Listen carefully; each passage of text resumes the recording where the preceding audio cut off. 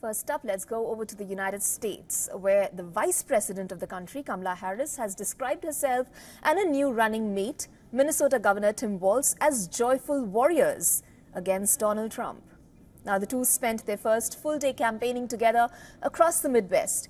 As both sides campaigned in the state, the Democrats are hoping to get support from the younger, diverse, labor-friendly voters who played a big role in helping President Joe Biden win the 2020 elections. Understand, in this fight, as Tim Walz likes to point out, we are joyful warriors. Joyful warriors. Because we know that while fighting for a brighter future may be hard work is good work. Hard work is good work. The Harris campaign said it had raised $36 million in the first 24 hours after she announced Walz as her running mate. On the campaign trail, Walz held back no punches in attacking Trump. We don't shy away from challenges, but I'll tell you what, Donald Trump, he sees the world differently than we see it. He has no understanding of service because he's too busy servicing himself. Again and again and again. Again and again and again. This guy weakens our country to strengthen his own hands. He mocks our laws.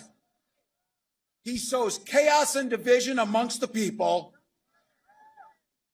And that's to say nothing of the job he did as president. Vance was even bracketing the Harris-Walz ticket with Michigan and Wisconsin appearances of his own on the same day. Kamala and Vance came almost face-to-face when they both landed in Wisconsin. We actually just saw the vice president's plane on the tarmac. We landed about the same time that she did. And I went over there because I thought it might be nice to check out this plane that's going to be mine in a few months if we all take care of business. Now, Vance also responded to Walz, who used the word weird to describe him. If they want to call me weird, look, I've got my wife here. I've got 3 beautiful kids at home. I'm a normal guy who wants to live the American dream and wants all of you and your kids to be able to live the American dream. That's why I'm in it. If those people want to call me weird, I think it's a badge of honor. Republicans seem to be trying to portray Harris and Walz as too liberal for the Midwest. Vance held Harris responsible for President Joe Biden's economic and border policies, at one point even referring to the U.S. government as the Harris administration. Vance also hit out at Walz on his military service. When the United States Marine Corps, when the United States of America asked me to go to Iraq to serve my country, I did it. I did what they asked me to do it, and I did it honorably, and I'm very proud of that service. When Tim Walz was asked by his country to go to Iraq, you know what he did? He dropped out of the Army and allowed his unit to go without him, a fact that he's been criticized for aggressively by a lot of the people that he served with. I think it's shameful.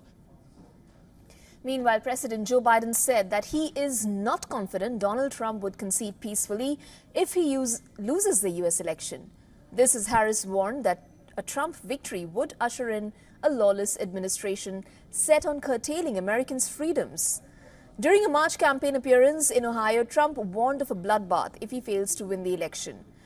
At the time, Trump was discussing the need to protect the U.S. auto industry from overseas competition, and Trump later said he was referring to the auto industry when he used the term. And for more on this, our correspondent Susan Tehrani has sent us this report. Take a look.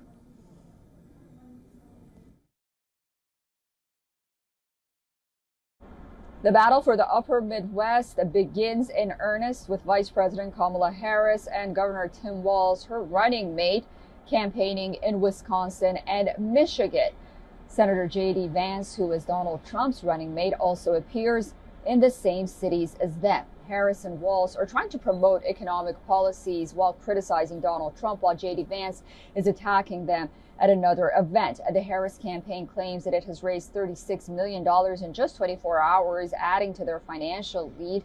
Both campaigns, however, canceled events in North Carolina due to the storm. Republicans target Walz's progressive record And Trump has called Harris and Walz communists. The campaign intensifies as the candidates vie for votes in key battleground states, which will ultimately decide the election result. Susan Tehmani reporting from New York for WION World is One.